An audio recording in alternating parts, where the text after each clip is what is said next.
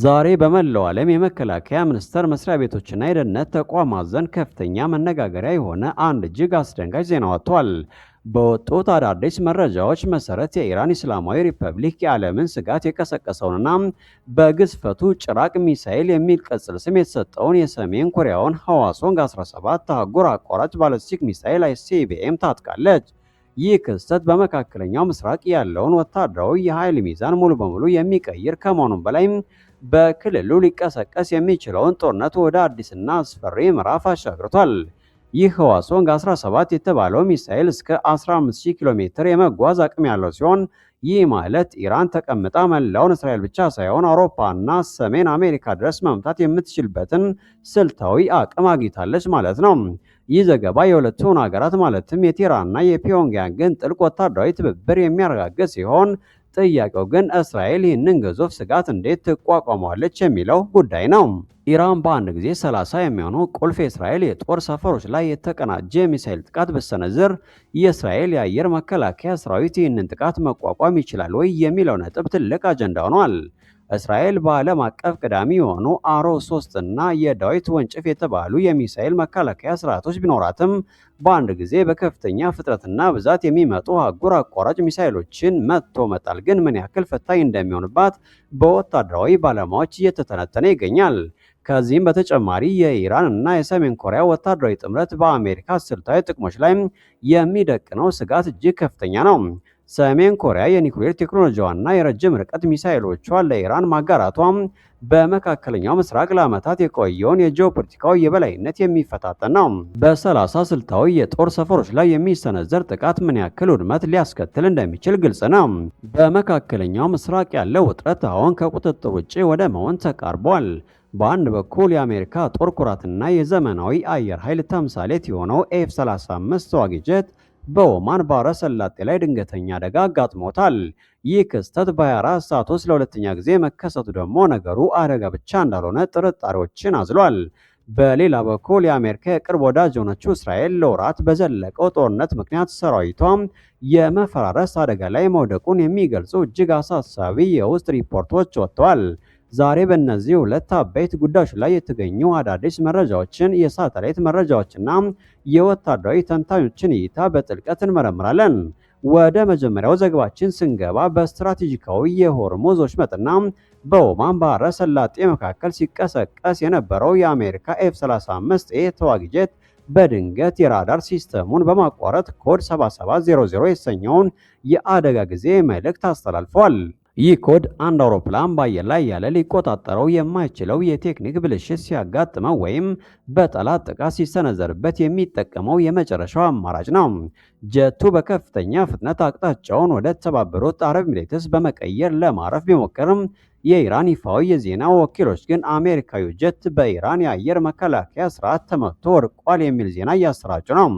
ምንም እንኳ ፔንታጎን ይህንን መረጃ የፕሮፓጋንዳ ስራ ነው ቢልም በ24 ሰዓት ውስጥ ሁለት ኤፍ-35 ጀቶች ተመሳሳይ አደጋ ማጋጠማቸው ትልቅ ጥያቄ አስነስቷል። የወታደራዊ ቴክኖሎጂ ባለሙያዎች እንደሚሉት ከሆነ ኢራን አዳዲስ የኤሌክትሮኒክስ ጦርነት መሳሪያዎችን በመጠቀም የጀቶችን የጂፒኤስ እና የኮምፒውተር ሲስተም ጃም በማድረግ ከአገልግሎት ውጭ እያደረገች ሊሆን ይችላል ብለዋል። ይህ ከሆነ ደግሞ የአሜሪካ ስውር ቴክኖሎጂ በኢራን ፊት ዋጋ ቢስ ሆኗል ማለት ነው። ይህም ለዋሽንግተን እጅግ አስደንጋጭ ሽንፈት ነው። ወደ ሁለተኛውና እጅግ አሳሳቢው ዘገባችን ስናልፍ በእስራኤል መከላከያ ሰራዊት ውስጥ ታይቶ የማይታወቅ የውስጥ ቀውስ መከሰቱ ተረጋግጧል። የእስራኤል ጦር ጠቅላይ ኤታማዦር ሹም ሄርዚ ሃሌሺ ለካቢኔ አባላት ባቀረቡት ሚስጥራዊ ሪፖርት ሰራዊቱ በአሁኑ ሰዓት በከፍተኛ የሰው ኃይል እጥረት ምክንያት ለከፍ አደጋ ተጋልጧል ብለዋል። ከጥቅምት ወር ጀምሮ በጋዛ በሊባኖስና በዌስት ባንክ ግንባሮች ያለረፍ ሲዋጋ የቆየው ሰራዊት አሁን ላይ የመዋጋት ፍላጎቱና አቅሙ እየመነመነ መጥቷል። የተጠባባቂ ኃይሉ አባላት ከቤተሰቦቻቸውና ከስራቸው ተለይቶ ለረጅም ጊዜ በመቆየታቸው ከፍተኛ የስነ ልቦና ጫና ውስጥ ወድቀዋል።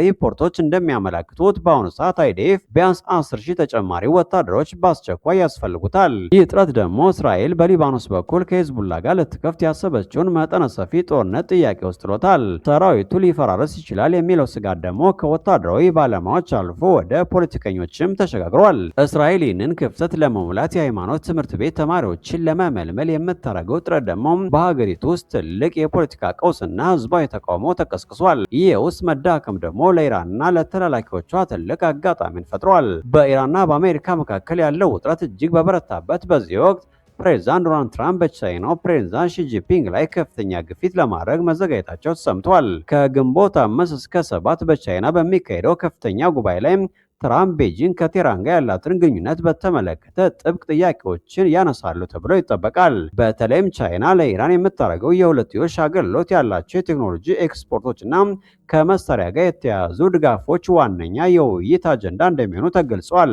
ይህ ጉባኤ ከኢራን ጉዳይ በተጨማሪ በሁለቱ ሀገራት መካከል ያለውን የንግድ አለመግባባት፣ የታይዋንን ጉዳይና የኒውክሌር ደህንነትን በጥልቀት ይመለከታል ተብሏል።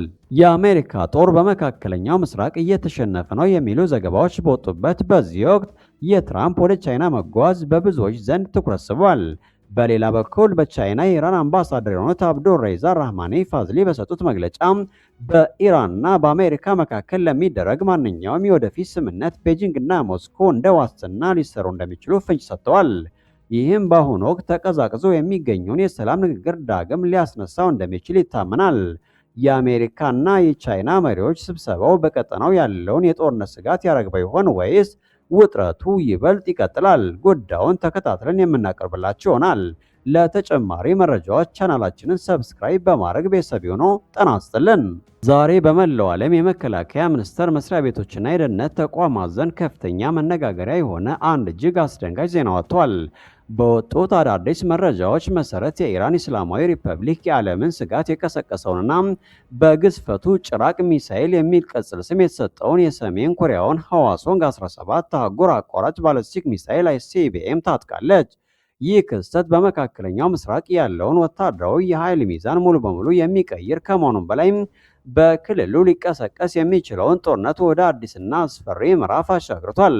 ይህ ህዋሶንግ 17 የተባለው ሚሳኤል እስከ 15000 ኪሎ ሜትር የመጓዝ አቅም ያለው ሲሆን ይህ ማለት ኢራን ተቀምጣ መላውን እስራኤል ብቻ ሳይሆን አውሮፓና ሰሜን አሜሪካ ድረስ መምታት የምትችልበትን ስልታዊ አቅም አግኝታለች ማለት ነው።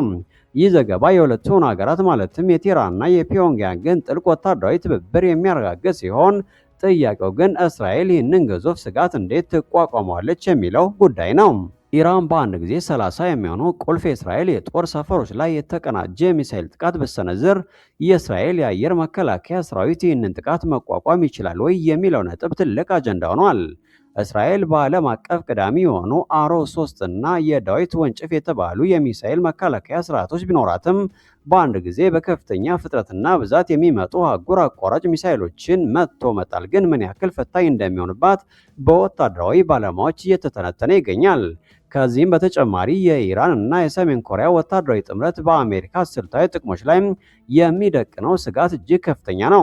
ሰሜን ኮሪያ የኒውክሌር ቴክኖሎጂዋና የረጅም ርቀት ሚሳኤሎቿን ለኢራን ማጋራቷም በመካከለኛው ምስራቅ ለዓመታት የቆየውን የጂኦፖለቲካዊ የበላይነት የሚፈታተን ነው። በ30 ስልታዊ የጦር ሰፈሮች ላይ የሚሰነዘር ጥቃት ምን ያክል ውድመት ሊያስከትል እንደሚችል ግልጽ ነው።